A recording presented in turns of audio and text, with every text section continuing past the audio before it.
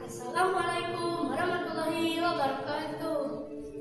Dewan juri yang saya hormati, serta teman-teman peserta lomba yang hebat dan luar biasa. Dengarkan, ada pantun untuk membuka cerita hari ini.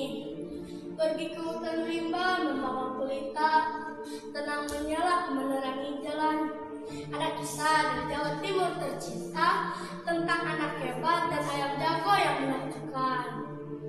Kisah ini saya ambil dari buku kumpulan 366 cerita rakyat Nusantara yang judul Cindelaras, yang telah ditulis oleh Bapak Daryatun, penerbitnya Adi Cita Karya Nusa.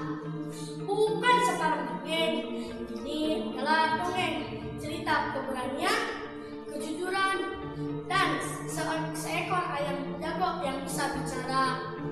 Siapkah kalian mendengar cerita kisah dari kerajaan yang menyimpan rahasia dan seorang anak yang tak tahu kalau darah biru mengalir di tubuhnya? Alkisah tersebutlah sebuah kerajaan bernama Jenggala.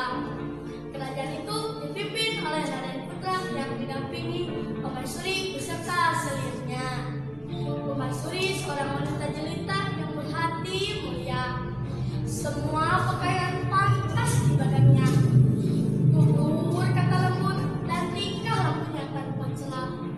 Sayang sungguh sayang, sedihnya seorang yang makara. Dia didampingi selalu di sana. Akulah yang seharusnya menjadi permaisuri sang raja. Aku tak kalah cantik dari dia. Sang selir pun mencari daya tahu upaya didatanginya tabib istana. Tabib dan selir sama-sama durjana. Sang selir pura-pura sakit seperti tak panjang lagi umurnya. Tuan putri junjungan hamba, sakit tuan putri tiada berbahaya, namun penyebarnya lah yang berbahaya.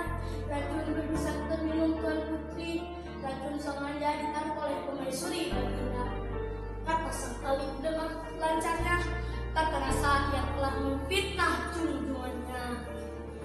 Mendengar penjelasan tabib istana, baginda menjadi murka. Ia segera memerintah sang patinya membuang permaisuri ke hutan belantara.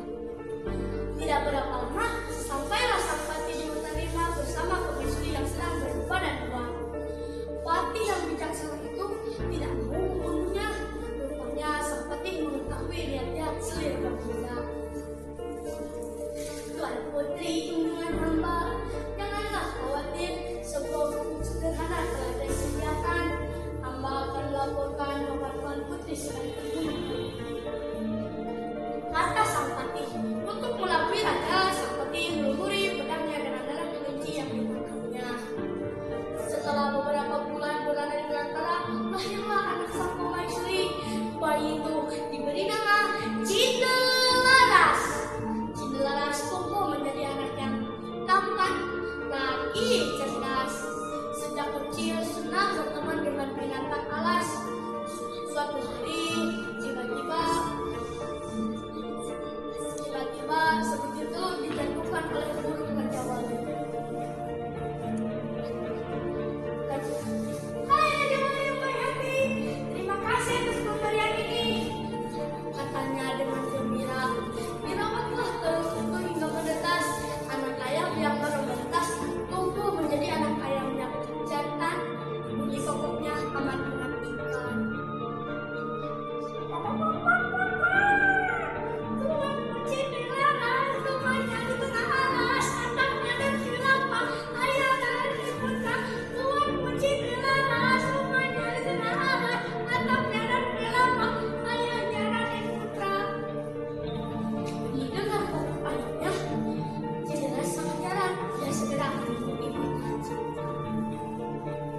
Wahai ibu yang bijaksana, di manakah keberadaan ayah anda?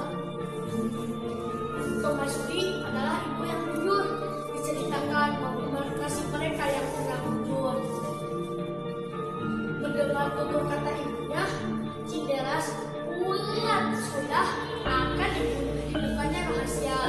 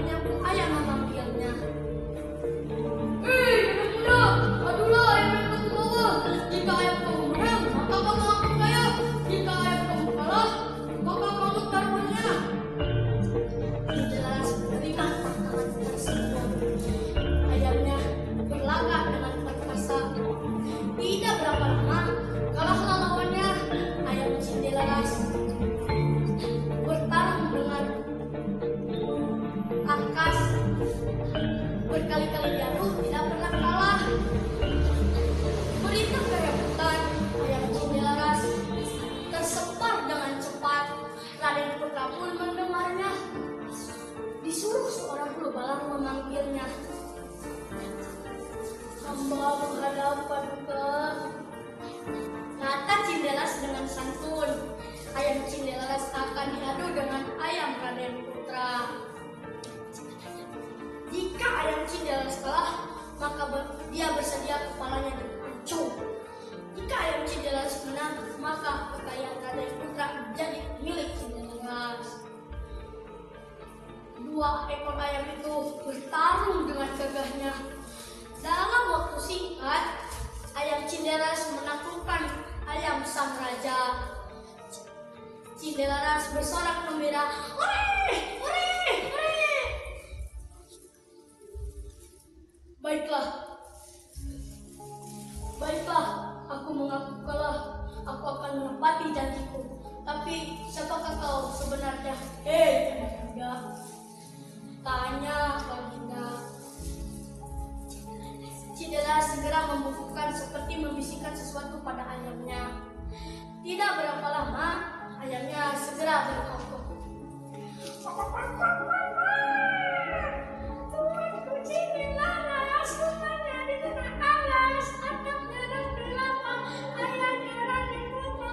Tuanku Cindelaras rupanya di tengah alas, atapnya dan gelap, ayahnya Raden Putra. Ayam itu berkokok berulang-ulang.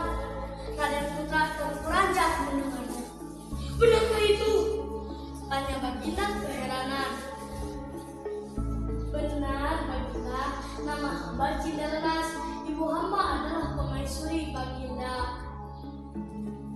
Mendengar bersamaan dengan itu, sang patih menghadap dan menceritakan peristiwa yang sebenarnya.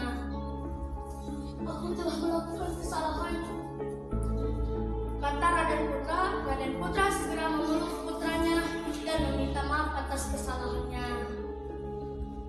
Kemudian selir Raden Putra dibuang ke hutan sebagai hukuman atas kesalahannya.